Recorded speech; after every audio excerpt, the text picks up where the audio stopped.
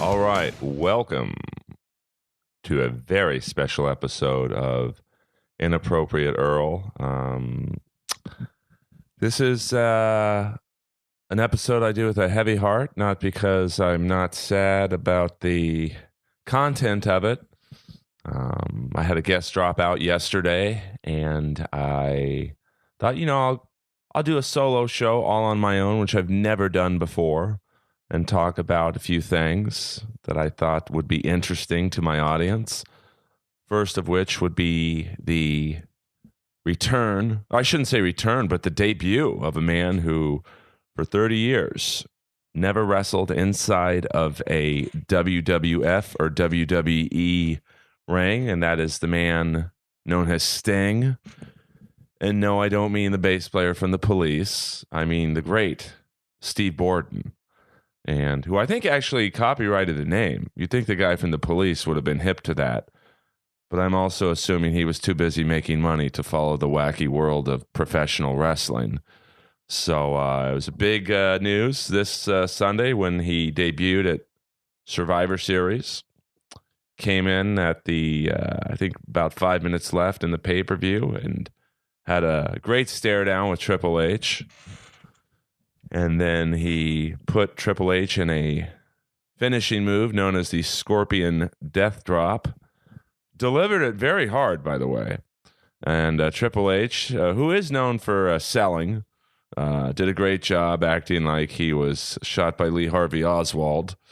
And Sting then put Dolph Ziggler's hand over Seth Rollins' lifeless body and walked out of the ring. And there you go. 30 years. We waited for 5 minutes of action, and we got it. So we're going to delve into that for a little bit, and then we're going to, jump ship and talk about the Kiss catalog in the 1980s. And no, I don't mean Kiss catalog full of their awful products like Kiss condoms, Kiss rubbers, Kiss Pez dispensers, Kiss cutlery sets. I actually mean when Kiss used to put out albums or CDs or MP3s, as the kids say. I went to Best Buy the other day, and literally they don't sell CDs anymore. And I always loved having the physical product in my hand. I mean, I love iTunes, and I've certainly bought a lot of product on iTunes, but, you don't get the album cover, and I still to this day don't know how you can read the liner notes and stuff on an iTunes purchase, but that, I'm old school. I mean, I'm so old school, even my cell phone has a rotary dial. So we're going to get into that. I know Chris D'Elia, Will Sasso, and I think Brian Callen had a 10-minute podcast, or have one. Very successful. And the podcast I did yesterday was 54 minutes of greatness. And then when I went to edit it, I found out that I didn't hit the record button. So shouldn't be like any other day for me. I was just talking to myself for 54 minutes about Sting and Kiss. But I hope you like this episode. It's a labor of love, this podcast, and I'm going to try when guests drop out or can't make it, I'm going to try and do a solo podcast and talk about stuff I think that you guys, the listening audience, would like, and also that I'm knowledgeable about, which really narrows down the subject field to an 80s metal band and a pro wrestler, and the way pro wrestlers work. Maybe we could just do an episode on one who died that week, because they have a fallout rate like nobody's business. So I think there's some list on the internet where you can literally go and see like about 100 wrestlers who died before the age of 55. And they're all pretty big names. I mean, you will recognize almost every name, and which is kind of ironic given the topic we're talking about, because Sting is, I think he's around 55 himself. And, clock is ticking for him. He's probably got maybe 2 to 3 pay-per-views in him, if that. if you saw him debut at Survivor Series, he didn't drop down from the rafters, which I thought he should have. But then again, I thought, maybe the WWE is a little scared of having wrestlers drop down from the rafters after the Owen Hart situation. And, Sting, I don't know, I don't remember how old Owen Hart was when that unfortunate accident happened, but I think Sting is older, and I'm sure they don't want, 55-year-old guy crashing to his death. And, I love Sting. I don't want that either, because I'm a big fan of Sting. I've loved him since he debuted in the Continental Wrestling Association, because he debuted with probably my favorite pro wrestler of all time, the great Jim Hellwig, who most of you know under his wrestling name, The Ultimate Warrior. And actually, his real name in real life was Warrior. He legally changed his name to Warrior. And you think, God, what a moron. But then I started thinking, that's actually kind of brilliant, because there's this whole thing with wrestlers and the copyrights of their names. Some, I think, like Hulk Hogan, can use Hulkamania wherever they go, and he makes a boatload of money on T-shirts and merchandise. And then others didn't copyright their names. So even though if their T-shirts are flying off the shelves, Vince McMahon is the only one really getting paid. So I think the Ultimate Warrior, James Hellwig, Jim Hellwig, Jim Justice Hellwig, when he was in the CWA with Sting, they were seeing their shirts fly off the shelves, making no money, and he just said, "Fuck it, I'm going to legally change my name to Warrior, so he can use the name." And he unfortunately, speaking of deaths in pro wrestling, passed away this year. Actually, he kind of had an interesting story. He ever since the '94 steroid trial with the WWE, where guys like him and Hogan were, being accused of roiding, and guys were having to testify against Vince McMahon.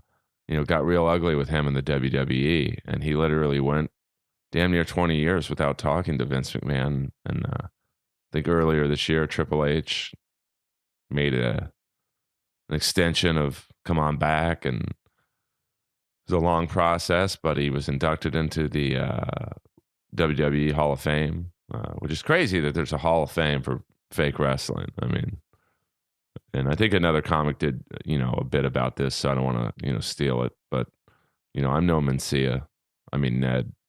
And, it's just like, I can understand the Hockey Hall of Fame, the Football Hall of Fame, but to have a Hall of Fame for, guys who are wrestling in predetermined outcome matches, it kind of seems silly. But, listen, what do I know? I mean, I actually thought Kamala was from Africa.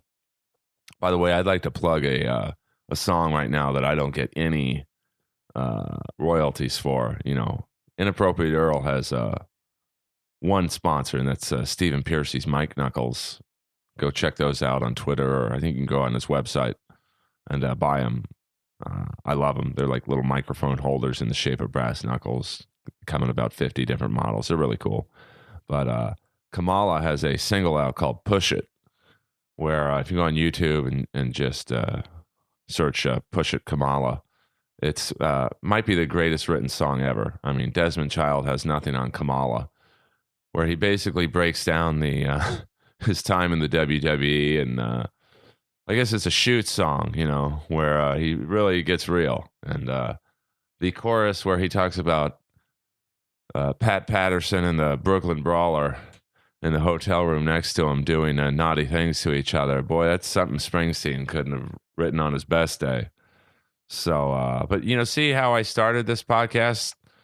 I said I'm going to break down Sting's debut at Survivor Series, and here I'm talking about Kamala. So that's the beauty of Inappropriate Earl. You guys know that, when I have guests on, I start off in one direction and end up, talking about something completely different. I'll get back to Sting though. Sting, long history in wrestling, 30 years in the business.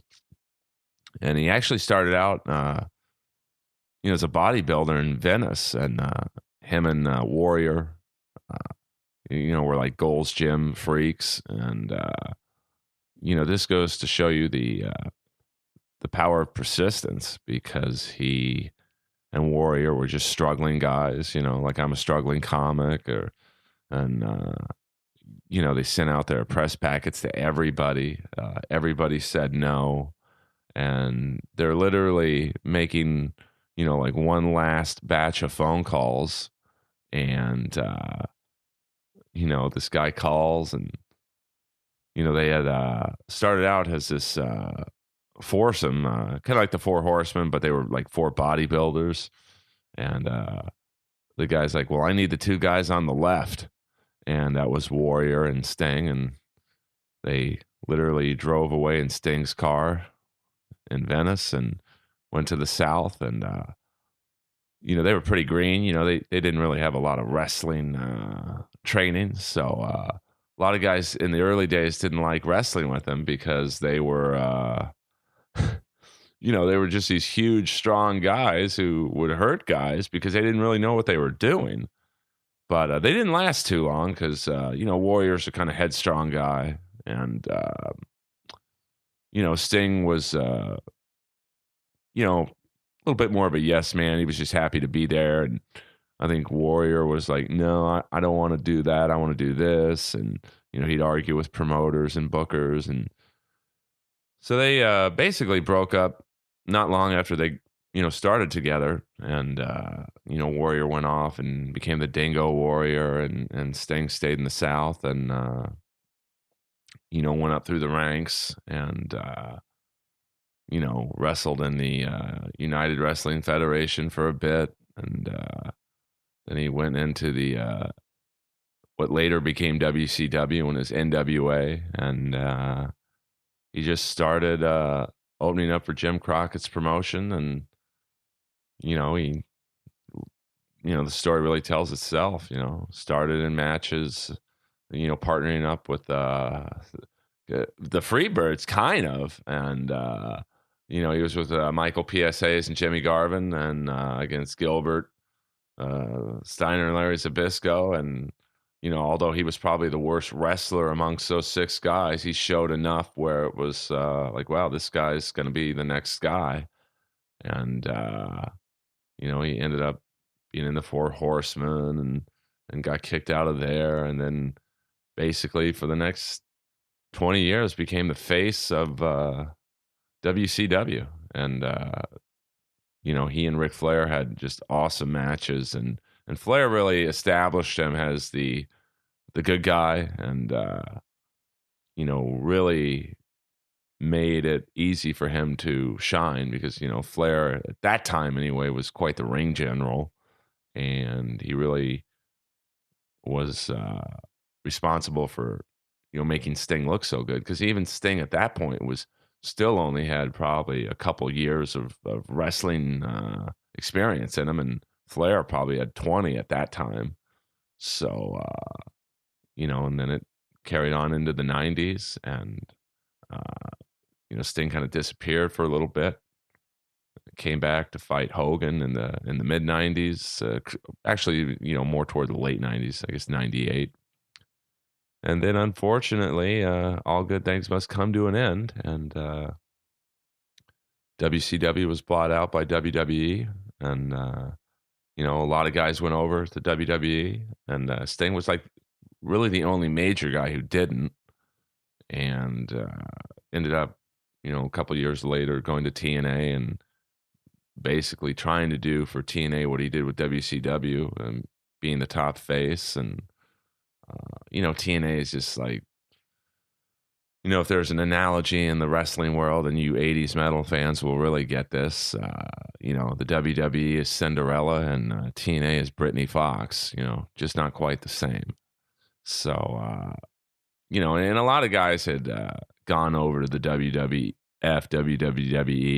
at some points, really everyone. Hogan went back and forth a few times. Flair went back and forth a few times. Rick Rude went back and forth a few times. I think the Steiners went back and forth a few times. Of course, many of the great WWE stars of today and the Attitude Era were in WCW originally. And just goes to show you how bad the or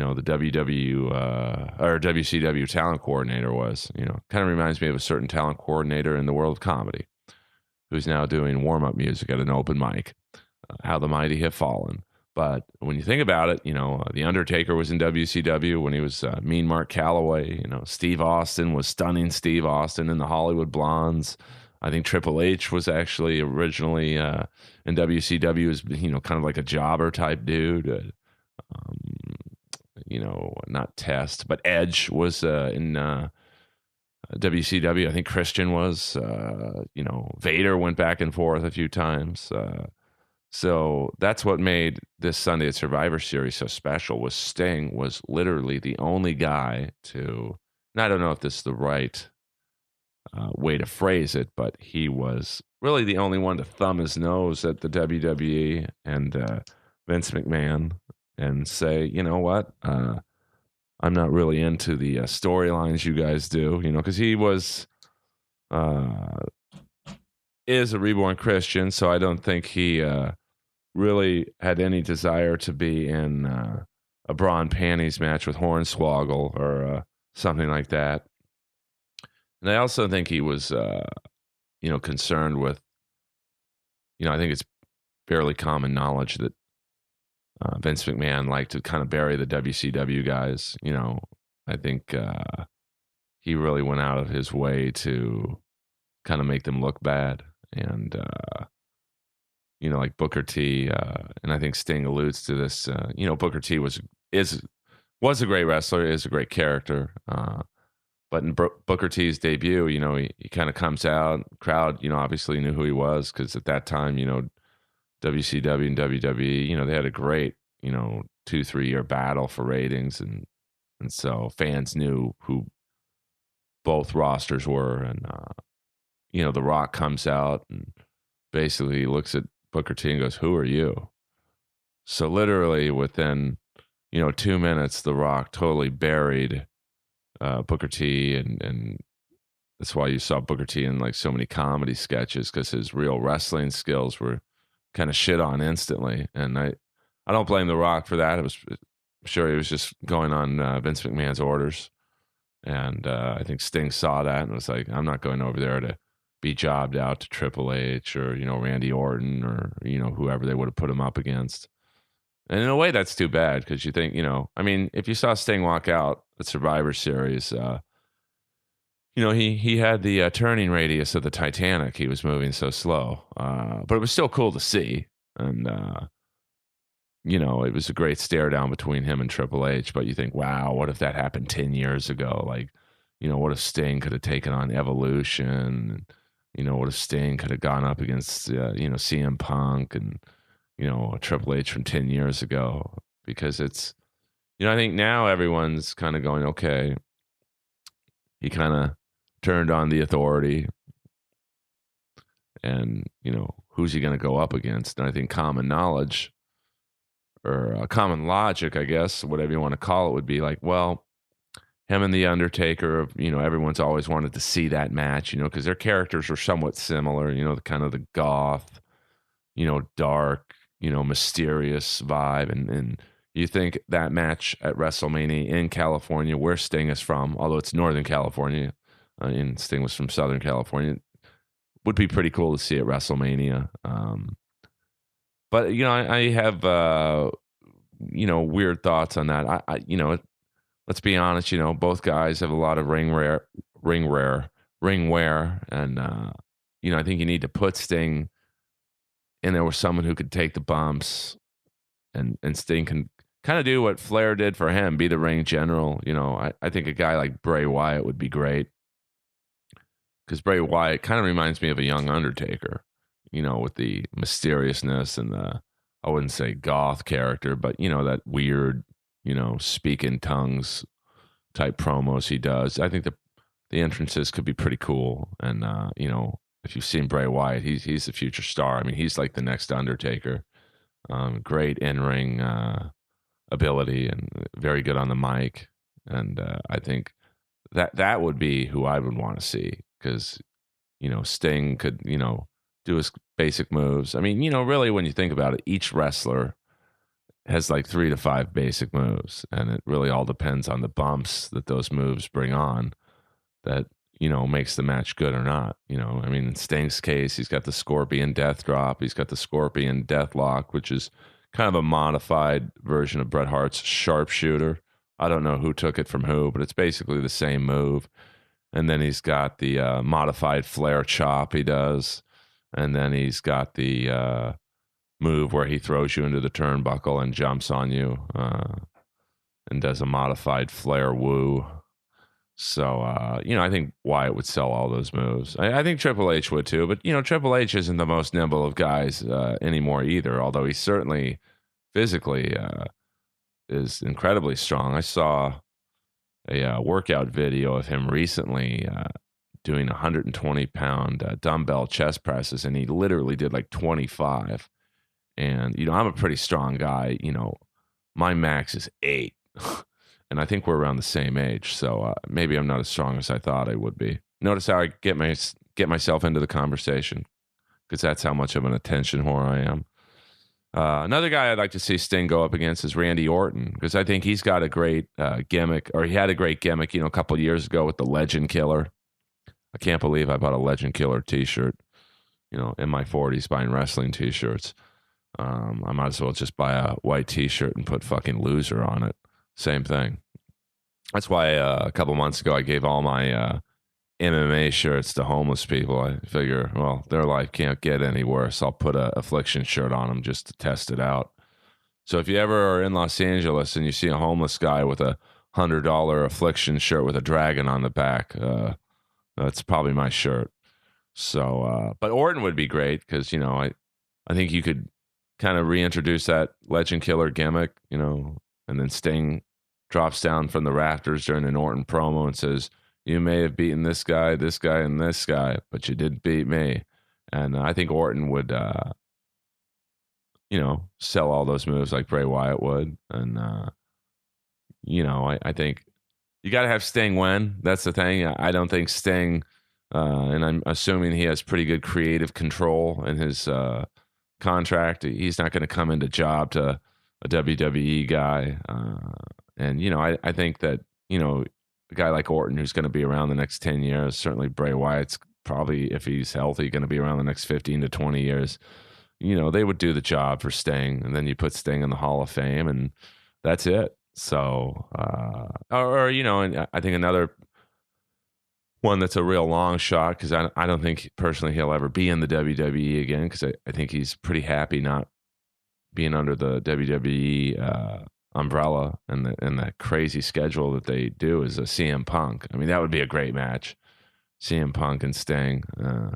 You talk about a guy who would sell all of Sting's moves. I think CM Punk would do it, because I think Sting's a pretty respected guy in the WWE locker room, even though he's never been in it up until now. I think I don't think anyone would admit to this publicly, but they're probably like, yeah, you stuck it to Vince McMahon for 30 years, never, buckled under his, I'm sure, what were pretty nice offers, and said thanks, but no thanks. Kind of like how Fedor is really the only guy to stick it to the UFC and say, no thanks, I don't need your money.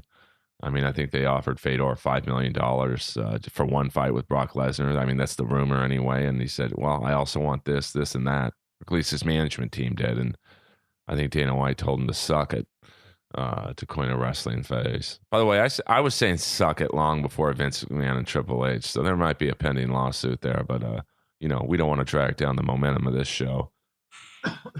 So that's really, the whole situation with Sting. And, now it's, he didn't appear on Raw this week, so it's kind of up in the air in terms of, where he'll appear next. To show you how long it's been since I've ordered pay-per-views, I don't know. I'm not really familiar with the WWE pay-per-views in between Survivor Series and WrestleMania. So, I'm assuming he's not going to appear too much on TV. There'll probably maybe little vignettes, maybe one or two appearances on Raw, have him up in the rafters, I think it's cool if he doesn't say anything. And Sting's very good on the mic, but I think what made his WCW Crow character so good was he didn't really talk. Like that. My favorite, YouTube clip. I'm obsessed with this YouTube clip. Is when Bischoff is in the ring cutting a great heel promo, and Sting comes up from under the ring and delivers a real hard scorpion death drop on him. And instead of taking the mic and cutting a heel promo, he just looks into the camera like a lost soul. And that really was a great character. Might be the last, other than Goldberg, might be the only good WCW character. So, they really dropped the ball on so many things. And you'd think with Ted Turner's billions, I mean, Ted Turner shits out in a week what Vince McMahon's worth, which just goes to show you, money's not the only thing that you need to go up against the WWE. I've always said that you need four things to compete against the WWE. You need a short-term plan, a mid-term plan, a long-term plan, and you need the money to carry out all these things. And I think WCW had three of them. The short-term plan was, before the Monday Night Wars, you signed the older popular stars when their contracts were up. The Macho Mans, the Hogans, the Flairs, the Halls, the Nashes. The midterm plan was, the NWO, which is probably the greatest angle, at least in the beginning, in pro wrestling history. I mean, when Hogan turned heel at Bash at the Beach, that was like wrestling 9/11. I mean, when that second leg drop hit Savage, that was like watching the second plane hit the tower. And, the first couple months, maybe you can even say the first 7 to 8 months was great, and then they started adding members and totally watered it down. I mean, you knew when Scott Norton and fucking guys like Virgil and Horace Hogan were in the NWO, it was like, wow. It was like Kiss in the mid 80s when they just started changing guitar players every album, which we'll break down in a few moments, by the way.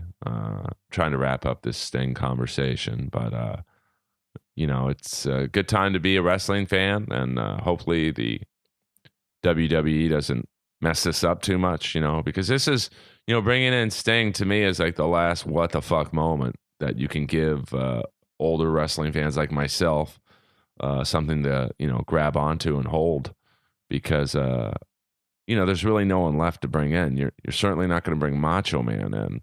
And even if he was alive, I don't think they'd bring him in because of the, situation allegedly that happened many, many, many years ago with a very young Stephanie McMahon. I mean, I don't think I have to repeat that story. If you're a wrestling fan, you know what it is.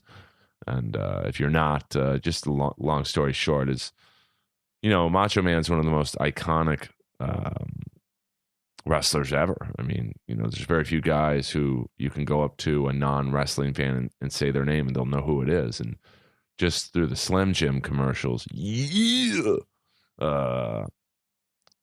known to most non-wrestling fans. Hulk Hogan, obviously known to non-wrestling fans. The Rock, maybe Steve Austin to a degree. But, most popular wrestlers are just confined to wrestling fans' knowledge. So it's quite a, although Batista, I think, is really killing it in I think Guardians of the Galaxy, or I might be off on the movie, but he's possibly the next wrestler to cross over. I think he's not going to try MMA anymore because I don't think some of these guys, they see the MMA schedules a lot lax, or more easier than a pro wrestling schedule, but you're also getting hit for real in MMA. So I think a lot of these guys do it and like, I'm not really into this. I'd rather be in a bra and panties match with Hornswoggle. See, that's what they call a callback in the world of comedy. So hopefully we'll see Sting at WrestleMania this year. I know a lot of stand-up comics from LA are, myself included, Tony Hinchcliffe, Matt Edgar, are planning on doing a comedy show around WrestleMania up in Northern California and then take in the festivities. My only condition to those boys were Sting has to be on the table for that one, and he is. So I hope I've never gotten to see Sting wrestle live, and I think I'm going to go on WWE.com. Here I'm plugging something else I don't get paid for, and I might just buy a Sting T-shirt after hopefully this podcast is recording. And that's it for the first subject. Sting Survivor Series was very cool, and I thought we are at right now we are at the 30-minute mark, so I'm gonna try and make this around an hour podcast. And as many of you know, my two favorite bands of all time are Rat and Kiss. Of course, I've liked Kiss for so long. I mean, literally since I've been in second grade. I remember the first Kiss album I really got behind was Love Gun. And, this goes to show you the naivety of, my youth. I thought that Love Gun was a song about a water pistol. So, and then many years later, I was in concert at a Kiss concert, Kiss, Winger, and Slaughter, 1990, Long Beach Arena. And, Paul Stanley's introing the song to Love Gun, and he talks about he's at the doctor's office, and the nurse sticks his hand down his pants and says, "Mr. Stanley, how did you get that rifle into this country?" And he's like, "Honey, that ain't no rifle. That's my love gun." And I literally will never forget, I started looking up at the ceiling going, "Oh my God, that song's about his dick." So there you go. But what I wanted to do was talk about Kiss's album catalog in the 1980s, because I think, the 80s for Kiss was really a fascinating time for them. They were the biggest band in the world by far in the, I would say from like 77 to 80. Maybe the greatest 3-year run of any band in America anyway. They were big in certain other parts of the world, but in America, they were like the Beatles, popularity-wise. Kind of like wrestling when, non-fans know who Hulk Hogan is and The Rock. You could go to non-Kiss fans and say Peter and Ace. They're like, "Oh, that's a drummer and guitar player from Kiss." Gene, Paul, Ace, and Peter were everywhere in that 3-year run. And you really have to admire Kiss for their longevity and their persistence. You could really get like a Tony Robbins type of motivation from the band Kiss, no matter what you do in life, because their first 3 albums did not sell very well, and they were with Casablanca Records under the amazing music genius of Neil Bogart.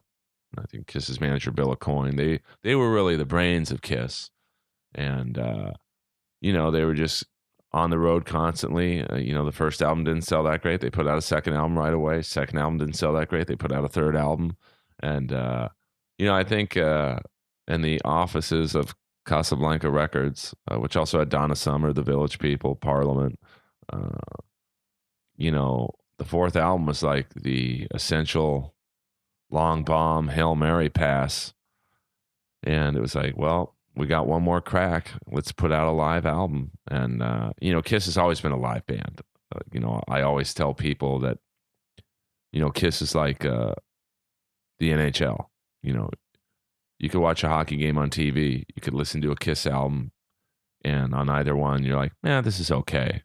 But then you see a hockey game live, or you see Kiss play the same songs you thought were just okay on CD. And you're like, this is the greatest band I've ever seen. Wow, this is the greatest sport I've ever seen. Because there's just something about Kiss live that just defies, all logic. Kiss might be the worst band to be in the Rock and Roll Hall of Fame, but then you get it because, you see them live, and, the drum kit rising to the concert hall ceiling, lasers shooting out of the guitar, Paul flying over the audience on Love Gun, Gene spitting up blood, raising to the roof again like the drum riser in God of Thunder. And it hit me that Kiss does everything humanly possible to distract you from how bad their music is. And it worked, because I'm the biggest Kiss fan in the world. I know right now with what I just said, it probably seems like I'm a hater, but I'm anything but a Kiss hater. Those guys are great. They are still relevant from a concert attendance, situation 40 years after they started. Numerous lineup changes, which is why I want to talk about the 80s because it's really a fascinating time. Because in '79 they put out essentially what amounted to a disco record in Dynasty, and that's where the chinks in the armor were starting to appear with Kiss because you know Ace and Peter were kind of disgruntled around that time. I think Kiss has always been a Gene and Paul type band, and even though it was a democracy back then, I think Ace and Peter wanted to be a little more upfront in the direction of the band was going in, and it's funny, those four guys in Kiss probably never should have been as successful as they are. Because, Gene and Paul are more, structured, anal retentive musicians. And I think Peter and Ace were always kind of just, hey, fuck it, let's just go in the studio and jam and flesh it out. So, Peter really wasn't a good, fit for the band musically. He came more from a jazz drumming background. I think his favorite drummer was Gene Krupa, Buddy Rich, and Ace, I think, had kind of followed into Jimmy Page, footsteps, and Gene and Paul were like very structured. We're going to do this song, we're going to play this chord here, we're going to do this chorus here. So, but somehow the forehead, it's like being with a girl is wrong for you. I've certainly been there. It just works for whatever reason, and then you end up marrying them and killing her like OJ did, allegedly. I mean, it's true. His blood was everywhere, but in his own body that night. But it's possible Nicole and Ron could have committed suicide. I'm still looking into that. I got some friends on the LA beat. So, '79. A lot of people don't know this. Peter Criss didn't even drum on Dynasty. It was actually on Dynasty and Unmasked, the David Letterman drummer, the great Anton Fig, who drummed on several Ace Frehley solo albums in the '80s. He was the drummer in Kiss. And this started, Kiss. Kiss has never been known as a leader. They've always kind of loosely borrowed, ripped off, whatever you want to say, copied from other people. I mean, even, the makeup and stuff was, I would say borrowed from Alice Cooper, the New York Dolls. They just took it to another level. I mean, that's what Kiss is good at. They'll take an idea of someone else's and just amp it up times 10. And I'm sure Neil Bogart and, Bill Aucoin were like, guys, Alice Cooper and the Dolls are popular, but if we did this instead of this, we could take you guys to the next level. And they did. Casablanca Records, people forget, not only was Kiss a huge band in the late 70s, but the Village People were maybe only second behind Kiss in terms of popularity for a brief period of time. I mean, they were a legendary disco band, and their Bill Aucoin, Neil Bogart was Giorgio Moroder who wrote the songs and guided them, and they were, only one of them was gay in real life. That's the great thing. It's like, wow, I would love to hire the acting coach of those other five guys because that guy was on point. And then when I tell people that, they're like, well, Earl, which one was gay? I'm going to go out on a limb and say it was the guy who died of AIDS. But, it's just a hunch. Many of you know me. I'm not the smartest cat in the world. So the 80s are here. There's Peter Criss leaves. Was replaced by Eric Carr. This is, although Peter Criss was on the cover of Dynasty Unmasked, that was just for appearance. And Unmasked is actually a really good album. It's very poppy, a lot of keyboards. It kind of, if you close your eyes, it sounds like the Cars, who are probably my third favorite band of all time. I love me some Rick Ocasek and Benjamin Orr. Hell, I even like the New Cars with Todd Rundgren singing. And but Unmasked was, featured Greg Hawkes type keyboards. It certainly wasn't Greg Hawkes, but a lot of ghost musicians on that album. But but it's kind of a guilty pleasure of mine to pop in Unmasked every now and then. But after that album was released, cat was out of the bag. Literally, the cat was out of the band, and Peter Criss was replaced with Eric Carr, who was probably a better fit for Kiss anyway. He's a power drummer. Kind of a Bonham-esque type feel. And one of my favorite Kiss clips to watch on YouTube is when they debuted Eric Carr on that kids show, Kids Are People Too, which was all kids in the audience, and pretty funny host. And long story short, Gene, Paul, and Ace go out there, a little bit of an interview, and then they bring out Eric Carr. And, this shows you the greatness of kids and how kids just don't care. And they send the guy out in the crowd that, ask Gene, Paul, and Ace questions, and every kid's asking where Peter Criss is and how their favorite band member is Peter Criss. And you could just tell Gene and Paul going, oh, fuck. But Eric Carr was great. He made Kiss in the 80s what they were, and then after Unmasked, which, I wouldn't say bombed, but it definitely didn't have the sales of their previous albums. I think probably under Gene and Paul's direction, they put out an album, and this goes to, Kiss trying to sound like the Cars. Now Kiss was trying to do a concept album that was just a bad concept called The Elder, which was, I think, Kiss trying to do Pink Floyd's The Wall. And actually, there's a lot of good songs on The Elder, but it just, I think this was Kiss, Kiss's insecurities coming out. I think this was Paul and Gene saying we want to be, seen as serious musicians. And, they created this album that told a story from the first song to the last song, kind of like Pink Floyd's The Wall. And, it bombed. I think Kiss looks at The Elders like Tom Cruise looks at Losing It.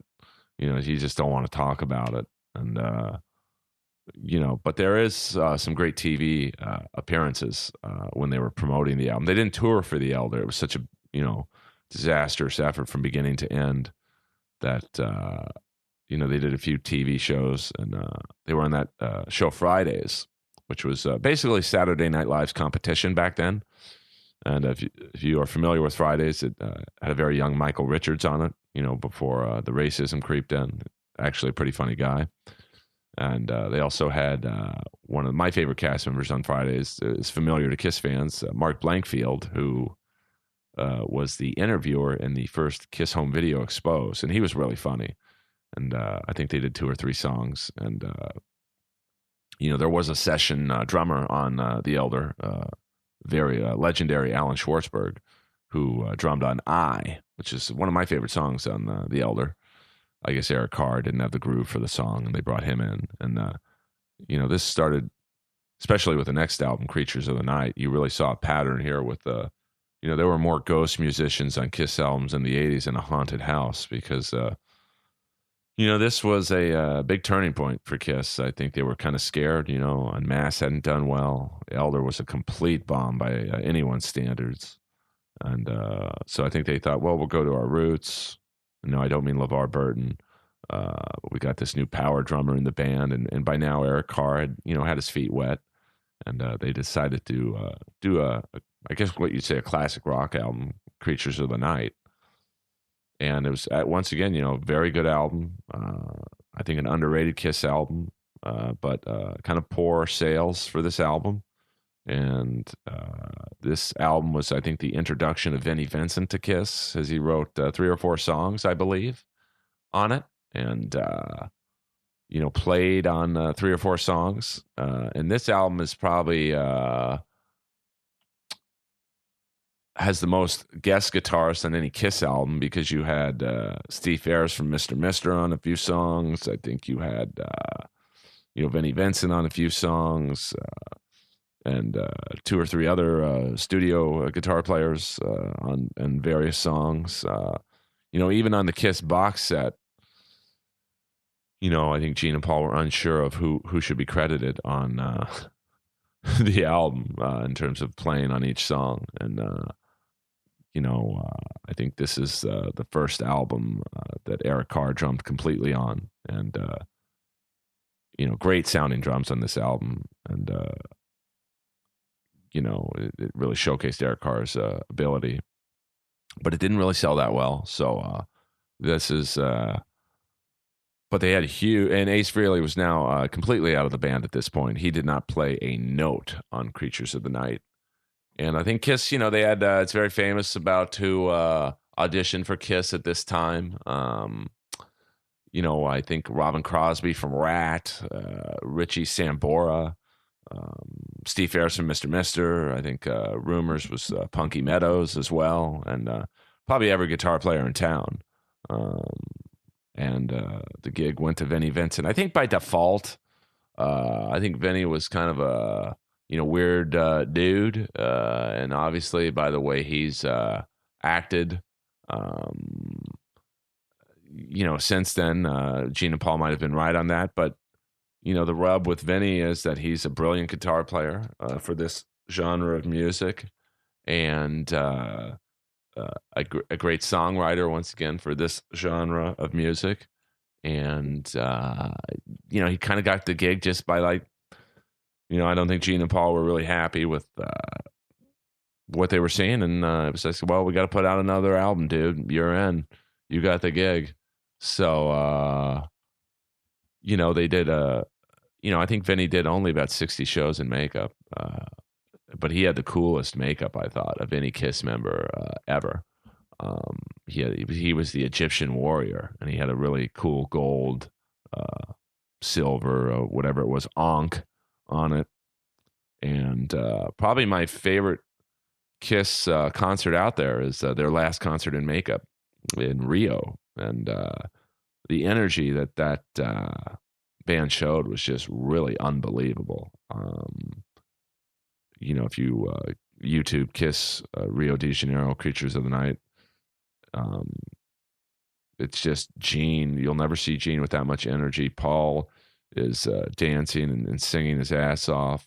Vinny's giving I guess what you'd say his version of Ace's solos, which a lot of classic Kiss fans didn't like. I personally did, but I'm more of an 80s guy than 70s guy in terms of my music taste. So, and I think the the sad thing is I don't think Ace could have played in Kiss in the 80s because this is where this is one of the few problems I have with Gene and Paul. They always shit on Vinnie Vincent and Mark St. John, who was after Vinny, about how they, play a million notes a second, but, it didn't sound good. But, that's what the 80s was, frankly. I mean, the 80s was, ushered in by, obviously Eddie Van Halen and then Randy Rhoads. And unfortunately, Randy Rhoads died. But then, the torch was carried by guys like Jakey Lee, George Lynch, KK Downing, Glenn Tipton of Judas Priest, one of my favorite guitar players of all time, Steve Stevens of Billy Idol. So I don't think Ace could do stuff like that, at least with a degree of credibility. Because if you heard Ace play the 80s songs on the reunion tour, it just wasn't there. And, I'm not a musician, and even I knew it was like, wow, that doesn't sound like, what it sounded like back then. So, it was just and there's also a couple ghost bass players on Creatures of the Night. Actually, Mike Porcaro of Toto played bass on Creatures of the Night, and Jimmy Haslip, I think from Aerosmith. Or no, Creatures, Cheap Trick or Aerosmith. I forget. You guys can correct me on that. He played on Danger, so. And now Robin Ford was on guitar as well. So, I think Kiss really went all in on just getting everyone on that album, trying to make it sound relevant. And, it holds up to this day, to be honest with you, but it just different era. And then they did the big move of taking off the makeup. And I think that was like, you talk about a Hail Mary pass. It was like, all right, makeup's getting old, even though there had been many pictures of Kiss unmasked. I think, now that Ace and Peter were out there and everyone knew what they looked like. It didn't have the panache if they did it years earlier with Ace and Peter, but it was still kind of cool on MTV when Triple J, Jimmy James Jackson, JJ Jackson, as they call him, had the very famous debuting of Kiss Without Makeup. And boy, when that camera panned from left to right, you're like, Jesus Christ, they better put the makeup back on. That looked like a Amber Alert lineup. And, the Vinnie Vincent era of Kiss was completely underway because the next album was Lick It Up, where Vinnie co-wrote 8 of the 10 songs. And, it was kind of essentially a Vinnie Vincent solo record. Because this is where Gene, I think, started, doing the acting thing and all that stuff. And, Paul was kind of like guiding the Kiss ship at that point, which I think would later on cause friction with him and Gene. I think Paul had the attitude of, especially around the Crazy Nights era, of, hey, man, I'm working my ass off here. You're making these shitty movies and appearing on Miami Vice, which is one of my favorite episodes, Prodigal Son, by the way, for those of you wanting to watch that on Miami Vice.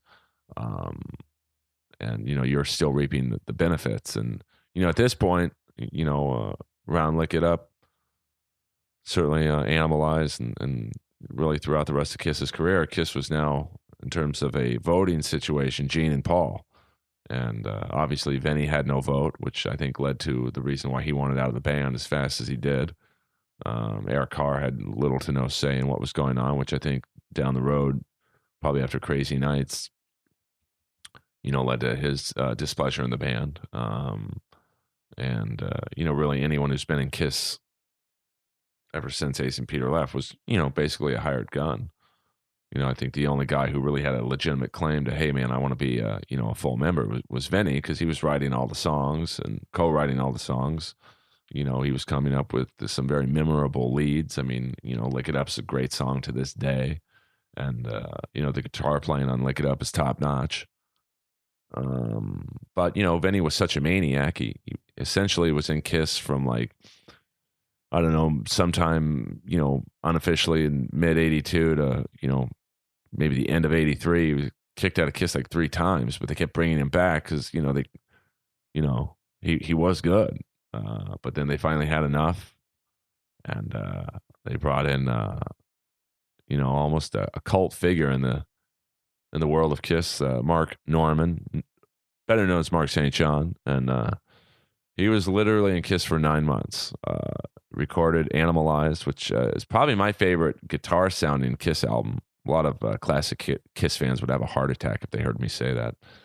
But I just really loved, he played on every song but Lonely as the Hunter, which Bruce Kulick was on, who would be his eventual replacement. One of probably the rarest Kiss bootlegs is the bootleg where Gene, Paul, Eric Carr, Mark St. John, and Bruce Kulick played as a 5-man. I think Bruce and Mark switched off at various points of the concert, and then they played the last song together or something. But it's very any Mark St. John live concert footage is very rare, because I think he played one full concert and a half of 2 other concerts. So that's probably one of the more requested Kiss bootlegs. And allegedly Mark got Reiter syndrome, which is a arthritic condition of the hands, and he couldn't play anymore. So they recruited a member of the Kiss family, Bob Kulick's brother, Bruce Kulick, and that's it always was weird to me, because it's well, if that was the real reason that Mark St. John left the band, why was he in a band a year later touring in White Lion? No, I'm sorry, White Tiger. My bad. White Tiger.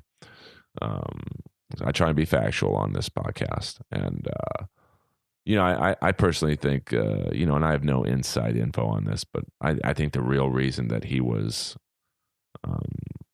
his tenure in Kiss was so short was he was actually just too good of a player, and he was too flashy, and it's been often said he can never play the same note twice, which is probably true.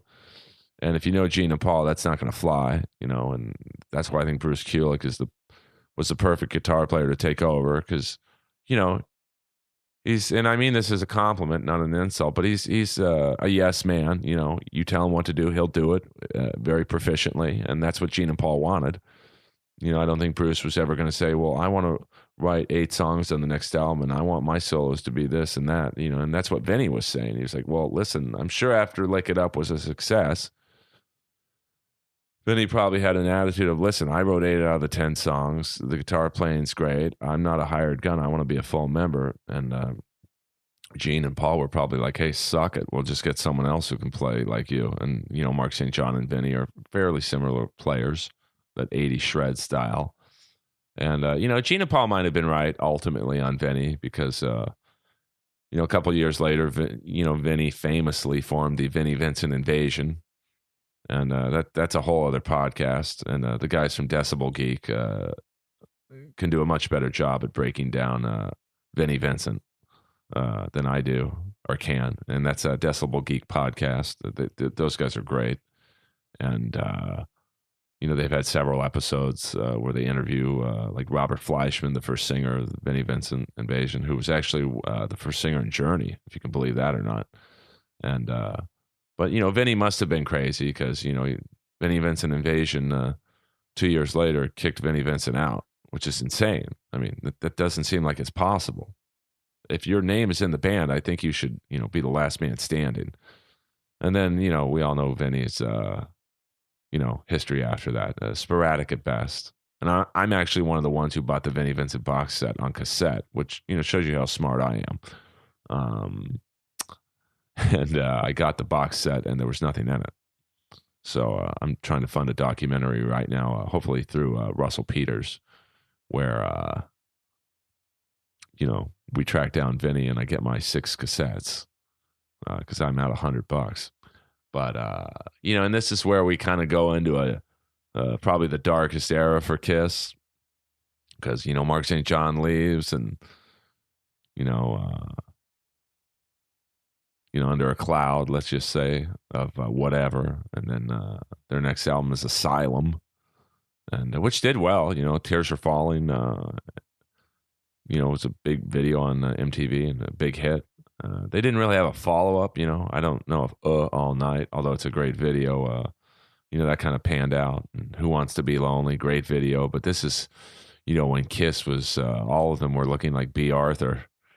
I mean, they made Ozzy's Ultimate Sin look normal. And they, you know, they were also writing again with Desmond Child. You know, they brought him back into the fold on Animalize.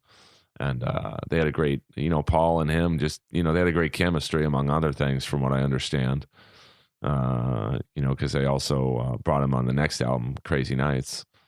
And, you know, Desmond can just write those power pop sugary ballads, and that's what was in at that time, you know. And you know, because I think you know, the writing was on the wall for, you know, and this goes once again to, you know, Kiss trying to glob on to the next big thing, you know, which was, you know, the Bon Jovis and Def Leppards of the world. You know, certainly the next year after Asylum, I think Slippery When Wet was released, and you know, Desmond co-wrote most of the hits on Slippery When Wet for Bon Jovi, and Def Leppard was blowing up. So the next Kiss album was Crazy Nights. And, you know, once again, they brought in, you know, Desmond Child. And I think Diane Warren wrote a song, Holly Night, as well. And, you know, they used, you know, they waited a while between Asylum and Crazy Nights because they were wanting to work with Ron Nevison, who was a legendary producer. He'd worked with Led Zeppelin and many other, you know, Rock and Roll Hall of Fame acts. But they really wanted him because he was the man behind the resurgence of Heart's career. You know, Heart was a 70s, you know, band with the Wilson sisters, and, you know, they were great. And, you know, but they, you know, like a lot of 70s acts kind of struggled in the 80s with modernizing their sound. You know, bands like Boston, you know, these huge, you know, crazy huge 70s acts were just kind of swallowed up alive by the new sound. I mean, I don't think Hart was going to do like Eddie Van Halen, you know, Jakey Lee finger tapping type songs. So they were hurting, almost on the verge of extinction. And then Ron Nevison, through his studio process, reinvented them. And I think Kiss thought, well, this is the guy we got to go to, along with Desmond Child and some of the other outside songwriters. This is what we got to do to basically be an older version of Bon Jovi. And, Crazy Nights was, I think, their attempt at Slippery When Wet. And, the videos were big hits on MTV, Turn on the Night, Reason to Live, Crazy Nights, all on, I think it was Dial MTV Live or whatever that show was, Turn on the Night seemed like it was on every hour. And, it went platinum, but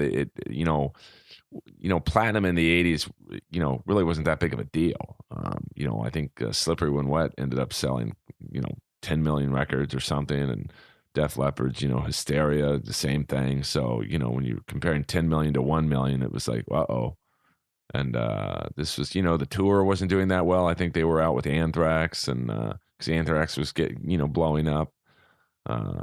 But Gene and Paul had to be freaking out that bringing in Ron Nevison, bringing in Desmond Child, Holly Knight, Diane Warren, it kind of worked, but it didn't. It's like you take a girl out, spend all this money on her, and you get a kiss on the lips. Is it a total failure? No, but it's not boning for 6 hours back at your pad either. And one song that was actually left off of Crazy Nights is one of my favorite Kiss songs. Kind of surprised they didn't put it on the box set years later. Was the Sword and Stone, which the German band Bonfire actually recorded for the Shocker soundtrack, which Shocker is kind of like the movie version of Crazy Nights, where it wasn't a complete bomb. It was Wes Craven's follow-up attempt to create a new Nightmare on Elm Street franchise. And Mitch Pileggi is one of my favorite actors, character actor, I guess you'd say. Although I don't know if that's insulting to call someone, because he's really a very good actor. He played the bad guy Horace Pinker. It was a Freddy Krueger-like character. And the whole Shocker soundtrack was, I think, produced by Desmond Child under the name Sir Arthur Payson. And the song Shocker is really, it's not a Kiss song, but it's a duo between Paul Stanley and Desmond Child, and you've got Tommy Lee on drums. I think Michael Anthony from Van Halen on bass, and I think Vivian Campbell was on it. And the whole soundtrack was great. Alice Cooper's on it, Megadeth, and the great thing about Shocker is it's the acting debut of Alice Cooper's guitar player, the great Kane Roberts. So. That was after Crazy Nights. But Sword and Stone was on that album by Bonfire. And it was good. They did a good version. But if you go on YouTube, there's a really high-def quality version of Kiss's version of Sword and Stone. And I'm not saying if it was put on Crazy Nights, they would have sold 10 million records like Bon Jovi. But just an interesting process on why, Ron Nevison didn't want the song on the album. Gene and Paul did, but at the end of the day, I think Ron Nevison probably was like, hey, guys, you brought me in to help you. Let me do it. And so, that's, kind of a short wrap-up of Crazy Nights. And, Kiss, I think, next album was their last album of the 80s was Hot in the Shade, which was kind of a weird album for Kiss. It was basically all demos, one cover of Hide Your Heart. And, it was, I think, one of the worst Kiss albums, because you could tell they just phoned it in. And, whereas like Crazy Nights to me was Bruce Kulick's true debut with Kiss, because I think, he got his feet wet with Asylum. And, but he really had some, and I don't say this very much, but he had some Van Halen-like solos on Crazy Nights, and he just ripped it. And then, Hot in the Shade was just kind of just all over the place. It's 15 songs, which is the largest Kiss album ever in terms of the number of songs. And, it was just kind of there. You could tell that they just were struggling, probably very almost in a depression like state after crazy nights, hadn't done what they wanted. Um, and this, I think, marks the first appearance of Tommy Thayer. Uh, I think he wrote on a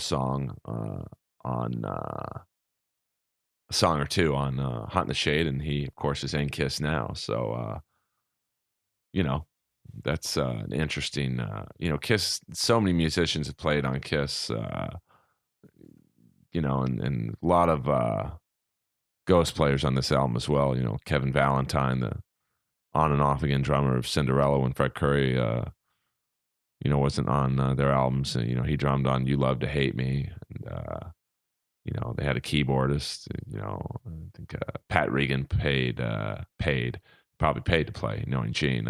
He played bass on Cadillac Dreams. And, Kiss kind of ended the 80s on, somewhat of a dud, and, this is, certainly the musical climate hadn't changed yet, in terms of grunge and Nirvana and Pearl Jam and bands like that. But I think with Guns N' Roses blowing up around this era, I certainly wouldn't say Guns N' Roses was grunge, but they kind of were compared to what was popular at the time. The Rats, the Warrants, the Bon Jovis, the Def Leppards, the Kiss. I think Guns N' Roses was a good preview of what was coming, and I don't think Kiss was really prepared for that. Because in the '90s, Kiss until the reunion tour, they were all over the map, and although in '92 they did bring Vinnie Vincent back to write a couple songs on Revenge, and coincidentally, I thought they were the best songs on Revenge, which is really the ultimate rub on Vinnie, is he's so good at writing with Kiss, and I think he was probably, trying, from what I understand, angling to get back in the band, because at this point the Vinnie Vincent Invasion hadn't released anything in like 4 or 5 years, and his reputation wasn't that good, and Kiss was relatively relevant at that time in '92, but just didn't happen for him. And my favorite probably Kiss album, and I know I said I'd just review Kiss in the '80s, but I'll just briefly go over what they did in the '90s, is Kiss's ego is so great that they actually played on their own tribute album, which I don't think any band's ever done before or since. Kiss in '94, the album was released called Kiss My Ass, and you had a lot of great bands on it. Lenny Kravitz, the Mighty Mighty Bosstones, the Gin Blossoms, and just Garth Brooks, and Kiss played on Hard Luck Woman with Garth Brooks, and it's just like, that had to be Gene's idea. Hey, Garth, you need some help on the song? We kind of know it. And I'm sure Garth Brooks was like, Gene, I think I got this. I don't think you're supposed to play on your own tribute album. And Gene was probably, yeah, fuck it, why not? So, and then their next album they released was kind of a weird album release. It was Carnival of Souls, which was done a few years earlier, but for whatever reason got shelved. And I think it shows you the power of the fans.